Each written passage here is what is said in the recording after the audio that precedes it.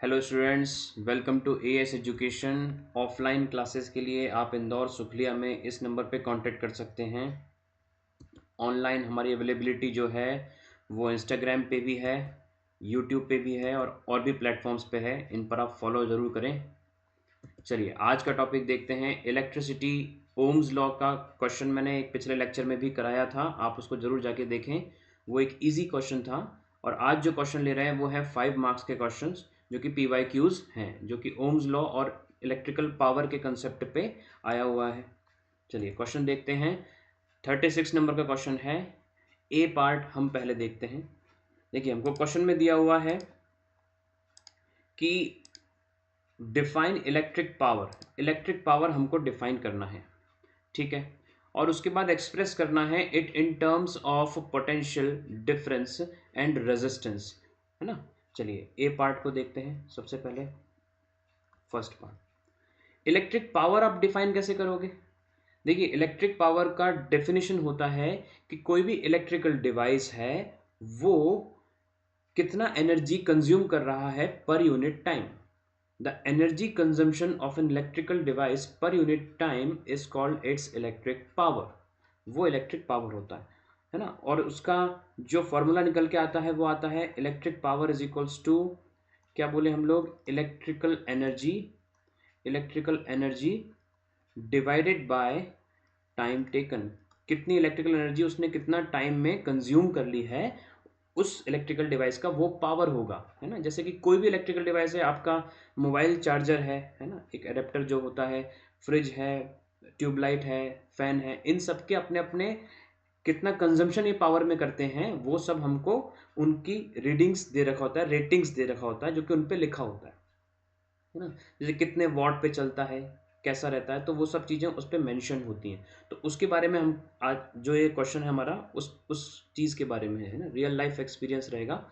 चलिए देखते हैं। डिफाइन इलेक्ट्रिक पावर जो कि हमने डिफाइन कर दिया, express in terms of potential difference and resistance, ठीक है। उसको हम पोटेंशियल डिफरेंस और रेजिस्टेंस के टर्म्स में डिफाइन करते हैं। सबसे पहले हमको पता है power is equals to I into V, current into voltage होता है ना। ओम्स लॉ से हम ये बोल सकते हैं कि आई को रिप्लेस कर सकते हैं हम ओम्स लॉ से।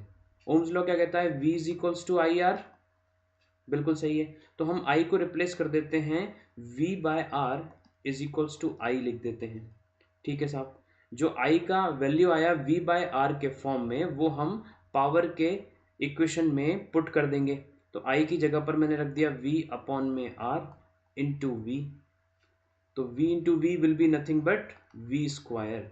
तो V स्क्वायर बाय आर, ये आपके पास आ गया पावर का formula in terms of voltage, या मतलब पोटेंशियल डिफरेंस एंड रेजिस्टेंस। तो आपको ध्यान रखना है, यहाँ पर आपको लिखना है वी नो दैट, हमको ऑलरेडी पता है। आपको P is equals to I V derive नहीं करना, you have to just express it, है ना। एक्सप्रेस का मतलब है आपको जस्ट मेंशन करना है, बताना है, you don't have to establish the relation. तो आपको बहुत सारा बड़ा डेरिवेशन करके रिलेशन लेके नहीं आया है। डेफिनेशन लिख दी, डेफिनेशन का हमने ये फॉर्मूला पैटर्न लिख दिया, और उसके बाद हमारे पास में ये 3 to 4 लाइंस का हमारे पास ये छोटा सा डेरिवेशन रहेगा। डेरिवेशन नहीं मतलब फॉर्मूला एक्सप्रेशन कैसे ऑब्टेन करना है वो सब चीज़ें। ये था आपका फर्स्ट पार्ट जो कि हमने अभी कंप्लीट किया। अब चलते हैं हम सेकेंड पार्ट की तरफ। चलिए सेकेंड पार्ट की तरफ चलते हैं। इसमें आपको बोला हुआ है, बहुत रियल लाइफ क्वेश्चन है, ध्यान से देखें। एन इलेक्ट्रिक ओवन सभी के घर में होता है, is design to work on the mains voltage of 220 volt. मान लीजिए मैं इसका एक थोड़ा सा सर्किट डायग्राम बनाता हूँ जिससे आपको समझ में आएगा। मैंने ये रेजिस्टेंस से शो कर दिया, और ये रेजिस्टेंस को मैंने कनेक्ट कर दिया बैटरी से, ये बैटरी से कनेक्ट कर दिया। यहाँ फॉर एग्जांपल अपन ने एमीटर लगा दिया, नहीं भी लगाएंगे तो चलेगा। ये रेजिस्टेंस जो है ये हमारा ओवन है, इलेक्ट्रिक ओवन है, ठीक है। और ये कितने पे चल रहा है, 220 वोल्ट पे चल रहा है साहब, ठीक है। This oven consumes 11 units of electrical energy. कितना कंज्यूम कर रहा है, 11 units of electrical energy in 5 hours. 5 hours में ये इतना एनर्जी कंज्यूम करता है। तो एक चीज़ हम पहले समझ लें, 11 यूनिट्स बोल रहा है तो इलेक्ट्रिकल एनर्जी को जिसमें कि 11 यूनिट्स बोला जा रहा है, हम उसको लिखेंगे 11 किलोवाट आवर। जो इलेक्ट्रिकल एनर्जी की यूनिट होती है वो होती है किलोवाट आवर में, जो कि आपका बिजली का बिल जो आता है वो किलोवाट आवर में आपने कितना एनर्जी कंज्यूम किया है वो आता है। ठीक है, तो किलोवाट आवर है हमारे पास, इलेक्ट्रिकल एनर्जी आ गया। पावर की वैल्यू अगर मैं यहाँ से निकालूँ, 5 आवर्स तक चला, मतलब टाइम भी दे रखा है, और 11 यूनिट्स मतलब 11 किलोवाट आवर, हमको इलेक्ट्रिकल एनर्जी भी दे रखी है। आपने देखा है फर्स्ट पार्ट में पावर का फॉर्मूला क्या है, इलेक्ट्रिकल एनर्जी पर यूनिट टाइम, लगा दीजिए भाई। इलेक्ट्रिकल एनर्जी कितना है, 11 kilowatt hour, divided by for how much time, 5 hour. तो 5 आवर तक चलता रहा ये, और 11 यूनिट कंज्यूम कर ली। आवर से आवर कैंसिल हो गया, 11/5, 11/5 अगर आप सॉल्व करेंगे तो this would be nothing but 2.2 kilowatt. 2.2 kilowatt क्या आ गया हमारे पास में, पावर, जो उसका पावर है, किसका, इलेक्ट्रिक ओवन का पावर है। अच्छा सर, इसको क्या हम लोग वॉट में कैलकुलेट कर सकते हैं? बिल्कुल कैलकुलेट कर सकते हैं। देखिए जरा, वॉट में कैलकुलेट करने के लिए आपको जो किलो है उसको 1000 में बदलना पड़ेगा, और ये हो जाएगा 2.2 इंटू 1000 वॉट।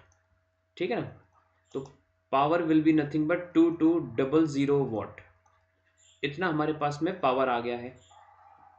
ठीक है साहब, तो ये हमारे पास सेकंड का ए का आंसर आ चुका है। अब सेकंड के बी का क्वेश्चन वो पूछ रहा है, current drawn by the oven. Oven के द्वारा, ये अपना एप्लीकेशन था, मतलब ये ओवन था, यहाँ से बैटरी में से करंट निकलेगा पॉजिटिव टर्मिनल से, और ओवन से होता हुआ वो नेगेटिव टर्मिनल में करंट ऐसा जाता हुआ दिखाएंगे हम। तो ओवन में से कितना करंट ड्रॉ हुआ, या ओवन ने कितना करंट ड्रॉ किया चलने के लिए। ठीक है, तो करंट निकाल लेते हैं। अगेन हमको पता है power is equals to I into V होता है।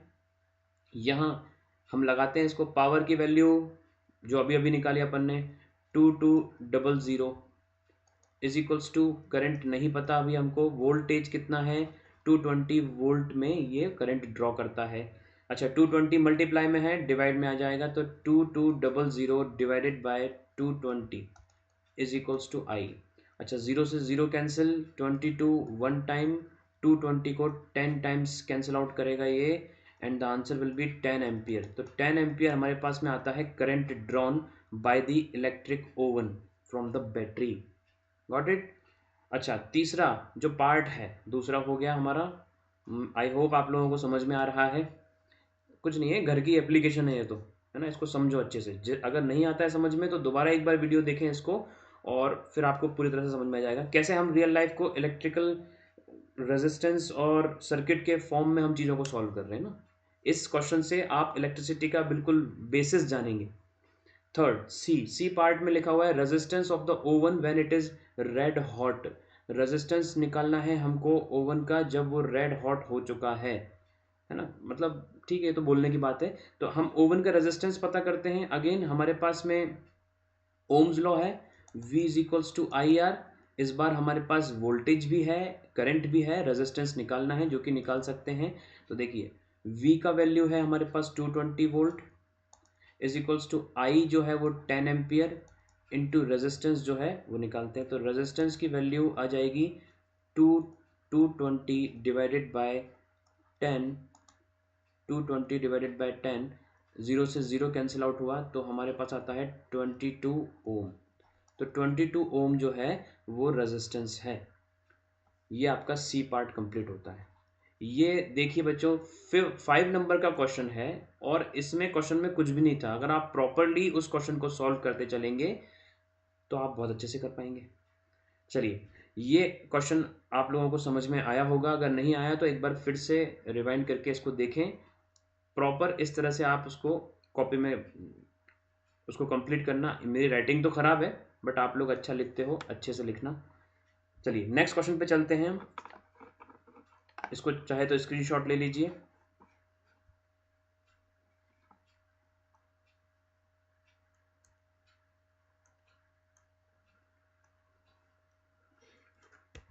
ओके, नाउ बी सेक्शन जो है 36 क्वेश्चन का बी वाला पार्ट देखें। ये भी 5 नंबर का है और इसके 3 पार्ट्स हैं। चलिए करते हैं इसको सॉल्व।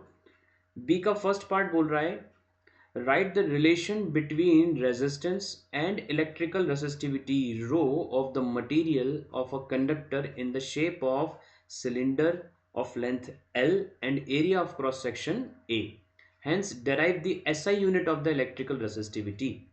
देखिए आप अगेन आपको उसने शुरुआत कहाँ से करी, उसने बोला कि भैया राइट द रिलेशन, रिलेशन लिखना है, रिलेशन इस्टेब्लिश नहीं करना है, रिलेशन डेराइव नहीं करना है ना। तो जो क्वेश्चंस होते हैं सीबीएसई के जिस भी पेपर के, एमपी बोर्ड के या आईसीएसई के, तो उनके क्वेश्चंस को बहुत ध्यान से पढ़ें, उनकी लैंग्वेज बहुत ध्यान से समझें, क्या वो बोलते हैं, वहाँ से इंफॉर्मेशन हमको पूरी मिलती है, वो आपको कंफ्यूज स्टेट में नहीं छोड़ते हैं, है ना।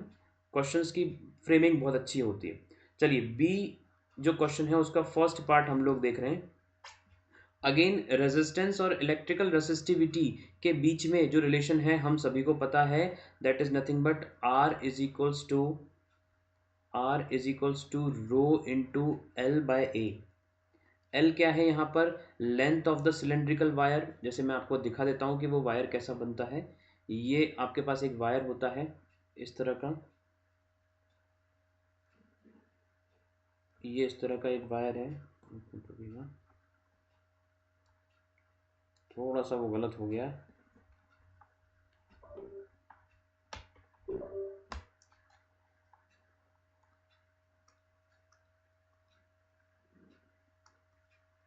इसको मिटा देते हैं अपन। आई होप कि आपकी एग्ज़ाम्स की तैयारी बहुत अच्छी चल रही होगी। अगर नहीं चल रही है, देखो न्यूमेरिकल चैप्टर्स परेशानी दे रहे होंगे, जैसे कि लाइट और इलेक्ट्रिसिटी। तो इलेक्ट्रिसिटी का तो रिजोल्यूशन अपने सामने है, आप इस वीडियो को अच्छे से देखें, 2-3 बार देखें, आपको बहुत अच्छे से समझ में आएगा और क्वेश्चंस कैसे अटेम्प्ट करने हैं वो भी करना आ जाएगा। देखिए हमारे पास में ये सिलेंड्रिकल वायर है, ये सिलेंड्रिकल वायर की लेंथ आपको एल दे के रखी हुई है, और एरिया ऑफ क्रॉस सेक्शन, मतलब ये जो एरिया है cross section area, that is nothing but a, है ना, ये हमको ए दे रखा है। और हमको रिलेशन पता है रेजिस्टेंस इज इक्वल्स टू रो, रो मतलब कि रेसिस्टिविटी, जो कि क्वेश्चन में दे के रखा हुआ है, एल इंटू एल बाय ए, ये हमारे पास में एक रिलेशन होता है। यहाँ से हमको डेराइव करना है इलेक्ट्रिकल रेसिस्टिविटी की एसआई यूनिट। चलो देखते हैं। तो पहले इलेक्ट्रिकल रेसिस्टिविटी को अकेला करते हैं, मतलब ए को डिवीजन से भेज देते हैं मल्टीप्लिकेशन में, और एल को भेज देते हैं डिवीजन में आर के पास। तो आपके पास आ जाएगा resistivity is equals to R into A divided by L. ठीक है साहब। तो रेसिस्टिविटी अगर इन यूनिट्स के फॉर्म में अगर हम लिखें, तो resistivity is equals to R, R काय में निकलता है ओम्स में, ओम में। एरिया काय में निकलता है मीटर स्क्वायर में, डिवाइडेड बाय लेंथ काय में निकलता है मीटर में। तो मीटर स्क्वायर से 1 मीटर कैंसिल आउट हो गया, हमारे पास बचता है ओम मीटर। तो एसआई यूनिट जो आती है रेसिस्टिविटी की वो आती है ओम मीटर्स, है ना। तो रेसिस्टिविटी की एसआई यूनिट की अपन बात कर रहे हैं, तो ये एसआई यूनिट ओम मीटर होती है। ये छोटा सा डेरिवेशन है ना, ये अराउंड 1.5 मार्क कंटेन करता होगा या 2 मार्क्स कंटेन करता होगा। तो इस प्रकार से आपको चीज़ों को लिखना है। रेजिस्टेंस किन किन चीज़ों पर डिपेंड करता है ये भी शुरू में लिख दें, तो एक अच्छा हमको क्या पड़ता है, एक इम्प्रेशन पड़ता है हमारे राइटिंग और जो फॉर्मूला हमने लिखा हुआ है उससे। अच्छा सेकंड देखिए, सेकंड वाला पार्ट देखें। सेकंड पार्ट में आपको बोला हुआ है the resistance of a metal wire of length. अब यहाँ पर न्यूमेरिकल आ गया इसी चीज़ पर, इसी फॉर्मूले पर न्यूमेरिकल। पिछले क्वेश्चन में भी ऐसा ही था, तो आप ट्रेंड को समझें कि वो पहले वाले में एक फॉर्मूला पूछेंगे इस्टेब्लिश करने के लिए या फिर बताने के लिए, और उस पर बेस्ड न्यूमेरिकल होगा। चलिए देखते हैं। The resistance of a metal wire of length 3 metre, इस बार हमको लेंथ कितनी दे दी, 3 मीटर। तो ये आप गिवन कंडीशंस लिखते चलें, इज 60 ओम। ठीक है, रेजिस्टेंस हमारे पास में हो गया 60 ओम। ठीक है साहब। If the area of the cross section of the wire is इतना, एरिया आपको डायरेक्टली दे दिया। कई बार ये क्वेश्चन कठिन कर सकते हैं, वो डायमीटर या रेडियस दे देते हैं, और वहां से सर्कुलर वायर का हमको एरिया निकालना पड़ता है ना। तो अभी तो इजी है ये क्वेश्चन, क्योंकि एरिया हमको डायरेक्टली दिया हुआ है। Calculate the electrical resistivity of the wire. तो रेसिस्टिविटी आपको पता है एल अप, रेसिस्टिविटी होता है वो होता है R into A by L. तो रेजिस्टेंस इंटू ए, ए बोले तो 4 × 10⁻⁻2 डिवाइडेड बाय एल। एल का मतलब 3 मीटर। पहले चेक कर लेना है वैल्यूज पुट करने के पहले कि की सारी वैल्यूज आपको एसआई यूनिट्स में दे रखे कि नहीं। एल मीटर में दे रखा है, ठीक है। रेजिस्टेंस ओम में दे रखा है, एरिया मीटर स्क्वायर में दे रखा है, चलेगा। चलिए रेसिस्टिविटी निकालते हैं। 3 कैंसिल आउट करेगा 60 को कितने टाइम्स, 20 टाइम्स। तो आपका आंसर आ जाता है 20 × 4 दैट इज 80। 80 × 10⁻²। 10⁻² का मतलब है कि 10⁻² से वो डिवाइड कर रहा है इसको, मतलब 100 से डिवाइड हो रहा है। तो 100 से डिवाइड हो रहा है तो इसका आंसर आ जाएगा 0.8 ओम मीटर। 0.8 ओम मीटर, ये हमारा आंसर रहेगा किसका, रेसिस्टिविटी का। तो we have found the resistivity also. चलिए थर्ड वाला देखते हैं। State how would electrical resistivity be affected if the wire is stretched so that its length is doubled. बहुत अच्छा क्वेश्चन है ये। हम थर्ड वाला क्वेश्चन देखते हैं, क्योंकि इस क्वेश्चन में उन्होंने और भी कुछ नहीं कहा है, बस इतना कहा है कि अगर जो लेंथ ऑफ द वायर है अगर उसको डबल कर दिया जाए तो उसकी रेसिस्टिविटी कैसे अफेक्ट होगी। क्या हमने area of cross section change किया, area of cross section change नहीं किया, है ना। तो state how would electrical resistivity be affected if the wire is stretched so that its length is doubled. देखिए एक चीज को ध्यान में रखें, ध्यान से सुनना मेरी बात। थर्ड क्वेश्चन में उन्होंने आपको बोला वायर को स्ट्रेच किया है, वायर को आगे एक और वायर जोड़ा नहीं है डबल करने के लिए लेंथ को, स्ट्रेच किया है। इसका मतलब उसका एरिया ऑफ क्रॉस सेक्शन क्या होगा, डिक्रीज होगा। मतलब कि अगर आप मान लीजिए रबर को स्ट्रेच करते हैं, रबर बैंड को, तो आपको पता है कि जो उसका क्रॉस सेक्शनल एरिया है वो डिक्रीज होगा। इसका मतलब क्या चीज सेम रहती है, सेम रहती है वॉल्यूम, है ना। तो हमको पहले देखना पड़ेगा कि वॉल्यूम सेम होना चाहिए। तो वॉल्यूम क्या होता है, तो मैं आपको पहले बता देता हूँ। Volume is equals to area into length. तो area 1 length 1 is also equal to area 2 into length 2, ठीक है। पहले एरिया कितना था, ए था। पहले लेंथ कितना था, एल था। नया एरिया मान लीजिए हो गया ए डैश, और लेंथ, नई लेंथ आपने कितनी कर दी, ट्वाइस ऑफ एल। तो ए डैश यहां से हमारे पास में निकलेगा। तो A L divided by 2l को हम कहां पर ले आए, नीचे की तरफ, is equals to A dash.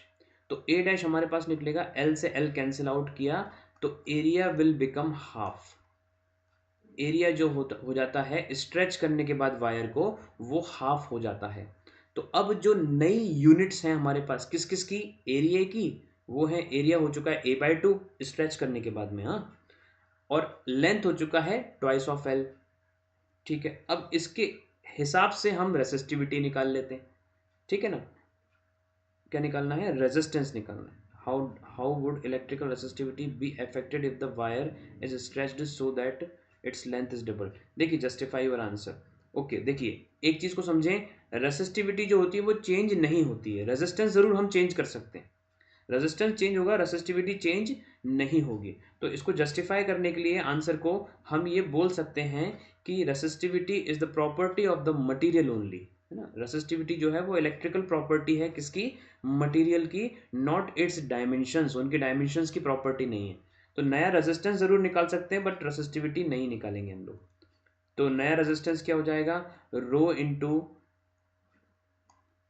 जो हमारे पास में नया लेंथ है that would be nothing but twice of L upon में एरिया। एरिया कितना है, a/2।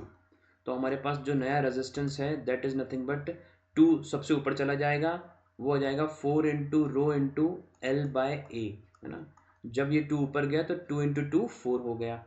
तो हमारे पास ये आता है, नया रेजिस्टेंस आ जाता है 4 ऑफ द पुराना रेजिस्टेंस।